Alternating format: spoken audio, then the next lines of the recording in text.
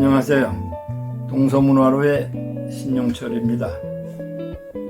청년 이승만의 미국 생활 좀 더 살펴보도록 하겠습니다. 1910년 조선 왕조가 무너지고 일제감정기에 들어갔고 우남 이승만 박사 자신은 그 해에 미국에서 박사 학위를 받았습니다. 미국에 망명하고 나서는 사실상 정치운동이나 다른 것보다도 공부를 시작을 합니다. 1904년에 미국에 가서 1910년까지 6년 동안의 학사와 석사와 박사를 마치는 거죠. 박사를 마치는 해가 공교롭게도 대한제국이 일본에게 나라를 빼앗기는 1910년입니다. 이분은 어려서 한자를 읽고 했기 때문에 이미 동양 학문에는 상당히 능통해 있지만은 서양에 가서도 항상 작은 타자기를 놓지 않고 가지고 다녔을 정도로 상당히 학구적이었다고 합니다. 그리고 또 하나는 대중의 연설을 아주 많이 했기 때문에 미국에 있는 6년 동안에 170여 회에 강연을 했다고 하는데 그 강연은 쉽고 흥미롭고 특히 우리 한국의 문화, 역사를 알리는데 많이 공헌을 했다고 합니다. 이 시기에 있어서 특히 하나 상당히 의미가 있는 것은 조지 워싱턴 대학에서 학사를 하고 그 다음에 하버드 대학에서 석사를 했는데 상당히 괴로운 시기였다고 합니다. 왜냐하면 상당히 반일 감정을 가지고 논문이라든지 책이라든지 활동을 하기 때문에 그 당시 하버드 대학의 정치학 이쪽의 교수들이 일본과 미국이 그때 평화롭게 우호적으로 지내려고 하는데 이런 미국의 정책에 반대되는 사람이 와서 공부를 하고 있기 때문에 상당히 비판적이고 또 공부에도 지장이 있고 그래서 석사를 끝내고는 하버드 대학에서 학위를 하지 않고 프린스턴 대학으로 옮겨가게 됩니다. 그래서 그분이 마지막 박사 학위를 받은 대학은 프린스턴 대학이죠. 여기서 상당히 아주 중요한 역사적인 분을 만나게 됩니다. 프린스턴 대학의 총장인 우드로 윌슨 총장이죠. 이 총장은 총장으로서뿐만 아니라 주지사를 거쳐서 바로 상해 임시정부가 세울 때 1차 세계대전이 끝났을 때 미국의 대통령이 됩니다. 미국의 대통령이고 28대 대통령으로서 국제연합의 전신인 국제연맹을 조직한 분이죠. 이분과의 가족뿐만 아니라 아주 특수한 관계를 가졌다고 하는 것은 대단히 놀라운 일이고 또 중요한 일이라고 할 수 있겠습니다. 이분이 쓴 박사학위 논문은 대중국 문호개방정책에 이어서 미국의 영향을 받은 영세중립론 그런 쪽으로 논문을 썼다고 합니다. 이승만은 1910년 한일 합방이 되던 그 해에 미국의 프린스턴 대학에서 박사 학위를 받습니다. 그의 박사 학위는 특히 프린스턴 대학 총장 우드로 윌슨의 마지막 참석한 졸업식입니다. 그 얘기는 무슨 의미냐 하면 우드로 윌슨 미국 대통령 그 당시는 대학 총장인데 그분은 아마 그 총장을 임기를 끝으로 해서 주지사에 출마하고 그리고 주지사를 거쳐서 28대 미국의 대통령으로 당선되기 때문입니다. 윌슨 대통령, 즉 윌슨 총장으로부터 박사 학위를 받는 그런 영광의 한국 학생이 되었던 거죠. 참으로 행운이었고 또 놀라운 일이었으며 그것은 그분에게나 우리가 한국에 있어서 중요한 하나의 갈림길이 되기도 했을 겁니다. 그런데 전에도 좀 말씀드렸습니다마는 그 석박사 과정, 특히 석사 과정에서 어려움은 우리가 알아야 될 것은 그 당시 조선, 숨겨진 나라, 작은 나라, 알려지지 않은 나라로서 한국의 독립에 대해서 관심을 갖는 미국 사람들은 거의 없었습니다. 그건 미국뿐만 아니라 아마 전 세계에서도 그랬을 겁니다. 그 당시에. 일본의 압박으로부터, 침략으로부터 벗어나고 또 독립해야 된다고 해서 외쳐도 그에 대해서 관심을 갖는 사람은 없고, 물론 윌슨 총장 같은 분은 그에 관심을 가졌지만은, 그러나 윌슨 총장도 대통령이 된 날 이승만을 도와줄 수가 없습니다. 왜냐하면 미국의 정책상 일본과의 우호 관계를 가졌기 때문에 일본을 반대하고 일본과 싸우려고 하는 이승만을 개인적으로는 동정을 하지만은 공적으로는 국가정책 때문에 도저히 도와줄 수가 없었던 겁니다. 윌슨 대통령과 이승만 개인의 두 사람의 문제가 아니라 그 당시에 어느 누구도 미국의 정책에 반대해서 일본과 투쟁하는데 도움을 얻을 수는 없었던 거죠. 우리가 잘 알다시피 우리는 미국에 대해서 도와달라고 매달렸을 때 카스라 테프트 밀약이라는 걸 알고 있지 않습니까? 일본의 카스라와 미국의 테프트가 필리핀 문제에 대해서 합의를 하면서 필리핀은 미국이 차지하고 조선 문제는 일본에게 양보한다는 비밀 약속을 한 것을 몰랐다는 사실은 우리가 너무나 잘 알고 있습니다. 그러나 어쨌든 이승만과 윌슨 총장의 신분은 매우 중요한 재산이었습니다. 28대 대통령으로 당선된 윌슨 대통령은 1918년, 19년 국제연맹을 만들어서 말하자면 오늘날 국제연합으로 발전이 됐죠. 그분 개인으로서는 학자로서 대단히 이상적으로 세계 평화를 위해서 국제연맹을 만들고 노벨 평화상을 받았지만은, 그러나 미국조차도 국제연맹에 가입을 하지 않고 결국 국제연맹이 거의 유명무실하고 세계 2차 대전으로 갔다 하는 것은 우리가 다 알고 있습니다. 1910년에 박사학위를 받은 청년 이승만은 상당히 암담했다고 합니다. 이제 무엇을 할 건가?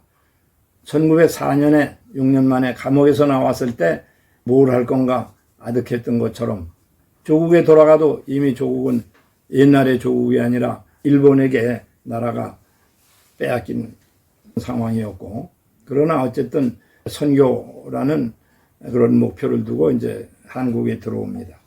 들어와서 선교 활동을 하고 당연히 우리가 조선 독립을 위한 활동은 중지할 수가 없었으니까 다시 일본의 미움을 사기 때문에 그런 한국에서 있을 수가 없고, 미국 선교사의 도움으로 억지로 겨우 탈출을 해서 미국으로 다시 돌아오게 됩니다. 그것이 아마 1945년 해방 후에 우리나라에 돌아올 때까지 그동안의 망명의 시간이 될 것 같습니다. 박사학위를 받고 나서 미국에 있어서 교수를 했다든지 목사로서 목회 활동을 했다든지 했으면 그의 생활은 평안하고 아마 그렇게 파란만장하지 않았을 겁니다. 그러나 그는 그 길을 버리고 독립운동, 구국운동을 했기 때문에 어려움이 계속되는 거죠. 저는 이런 생각을 합니다. 그 시대를 꿰뚫러 보는 해안을 가졌었기 때문에 자기가 사는 시대와 불화한 사람이다. 앞을 바라보기 때문에 자기가 있던 시대와는 불화한 거죠. 일본의 야욕과 미국의 충돌. 그러니까 무슨 얘기냐 하면 일본의 야욕을 아무리 주장해도 미국 사람이 이해를 하지 못했지만은, 그러나 조금 지나서 일본이 미국을 하와이를 공격했을 때 그때 이제 이승만을 이해하죠. 그러니까 이승만이 생각한 것은 앞을 상당히 봤던 거고, 또 해방 후에 있어서도 우리가 같은 문제일 거라고 봅니다. 해방 후에도 38선을 사이로 두고 미국과 소련이 경쟁하면서 특히 북한은 소련이 이미 세력을 확장해서 새로운 국가, 공산주의 국가를 건설하고 있었고, 그 다음에 남쪽은 오히려 혼란에 빠지고 우리가 중립국가를 세우느냐 또는 좌우 합작을 하느냐 해서 대단히 복잡한 어려운 상황이고, 우리가 너무나 잘 아는 문제로 군정장관 하지와 이승만 싸움, 반목이라고 하는 것은 대단히 널리 알려진 거거든요. 그러니까 미국도 그 당시 특히 공산주의 소련의 정책이라든지 하는 것을 제대로 알 수 있는 시간이 아니었고, 그러나 그것이 우리가 6.25를 만난다든지 하는 동안에 그 뒤에 다시 청년 이승만 그리고 대통령 이승만 내 그 정책이 그의 사상이 상당히 옳았다 하는 것을 이제 알 수 있는 것이죠. 그런 점에서 저는 시대를 앞을 바라보면서 자기가 살았던 시대와 불화하고 싸웠다. 그런 생각을 합니다.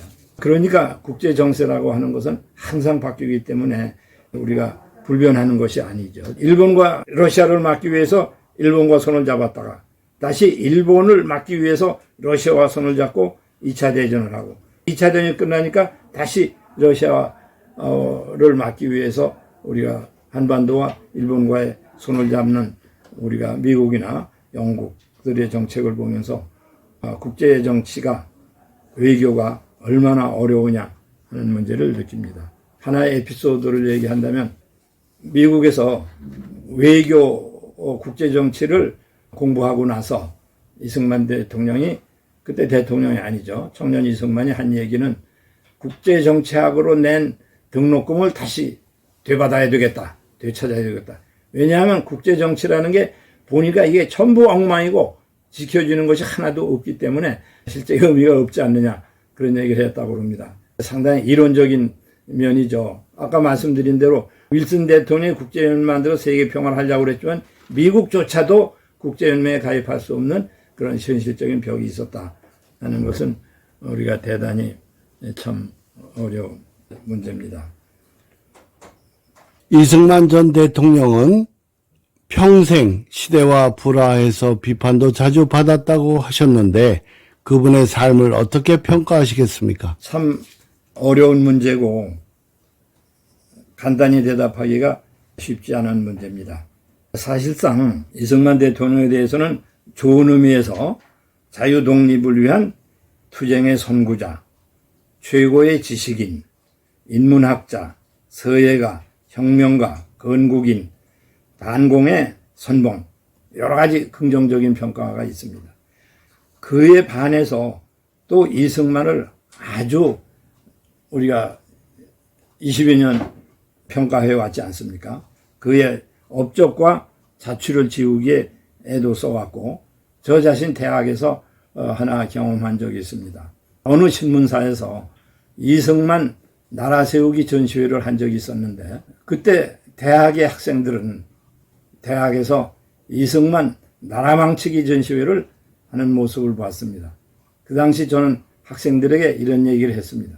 이승만은 망칠 나라가 있었던 게 아니다. 그 당시에는 망칠 나라도 없었다. 나라를 세웠기 때문에 그런 얘기를 한 적이 있습니다만 처음에도 말씀드린 대로 영광과 욕됨이 아주 상당히 그걸 이루었던 그런 평가를 할 수 있습니다. 그래서 그분에 대한 평가는 참으로 어렵습니다. 며칠 전에 신문을 보니까 광복회장 이종찬 씨가 이승만 대통령에 대해서 그 공적과 과오 두 가지를 본다면 등소평이 얘기했다는 그 37, 중국에서 얘기한 모택동의 37이 아니라 8이도 부족하다. 그러니까 이승만 대통령의 공적이 8이고 잘못이 2다 하는 것도 오히려 부족할지 모른다 하는 얘기를 읽은 적이 있습니다. 공과과는 이처럼 어느 누구에게나 공적과 과오는 있을 수 있습니다.